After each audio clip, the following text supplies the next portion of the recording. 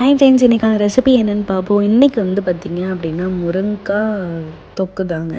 So நம்ம வந்து எப்போவும் முருங்கைக்காய் எடுத்தோம் அப்படின்னா ஒன்று எல்லா காய்கறியோடு சேர்த்து சாம்பார் வைப்போம், இல்லை அப்படின்னா எனக்கு தெரிஞ்சு புளிக்குழம்பு கூட அந்த அளவுக்கு வைக்க மாட்டோம்.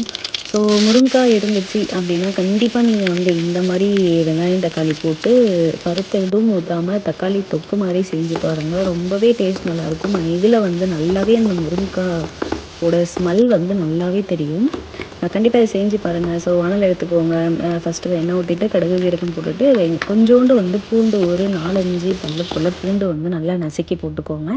அதுக்கப்புறம் வெங்காயம் ஒரு 1.5 போல் எடுத்துக்கோங்க. தக்காளி ஒரு 2 போல் எடுத்துக்கோங்க. கொஞ்சம் கருவேப்பிலை போட்டுக்கோங்க.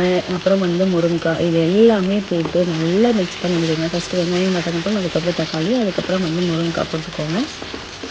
போட்டுட்டு இது கூட வந்து கொஞ்சோண்டு உப்பு போட்டுட்டு அப்புறம் வந்து குழம்பு மிளகாத்தூள், நம்ம வீட்டில் அரைக்கிற குழம்பு மிளகாத்தூள் 1 ஸ்பூனும் அண்ட் 1/2 ஸ்பூன் 1/4 ஸ்பூன் போல் வந்து தனி மிளகாத்தூள் கொஞ்சமாக வந்து போட்டுக்கோங்க. ஸோ இது எல்லாமே போட்டுட்டு நல்லா மிக்ஸ் பண்ணி விட்டுட்டு தண்ணி வந்து நல்லா தாராளமாகவே வந்து தண்ணி ஊற்றிடுங்க. ஏன்னா முருங்கைக்காய் வேகணும். ஸோ அந்த பச்சை ஸ்மெல்லும் போகணும். ஸோ அதுக்கப்புறம் போட்டுட்டு நல்லா இது கொதிக்கட்டும். நல்லா அந்த தொக்கு பதத்துக்கு வரட்டும். அது வரைக்கும் நல்லா நீங்கள் வந்து கொதிக்க விடுங்க.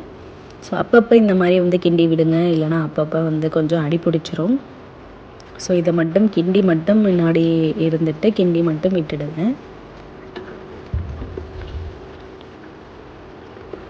விட்டுட்டு இது தொக்கு பதத்துக்கு வந்ததுக்கப்புறம் இறக்கிட்டு சர்வ் பண்ணிங்க அப்படின்னா ரொம்பவே அல்டிமேட்டாக இருக்குங்க.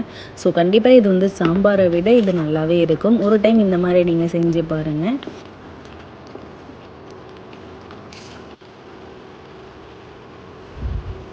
இந்த மாதிரி லைட்டாக எண்ணெய் பிரிஞ்சு வந்ததுக்கப்புறம் இந்த பதத்துக்கு வந்துடுச்சுங்க. ஸோ நீங்கள் இப்போ வந்து இறக்கிட்டு சர்வ் பண்ணிங்க அப்படின்னா இதோட அப்பளம் வச்சு கண்டிப்பாக சாப்பிட்டு பாருங்கள். ரொம்பவே நல்லாயிருக்கும்.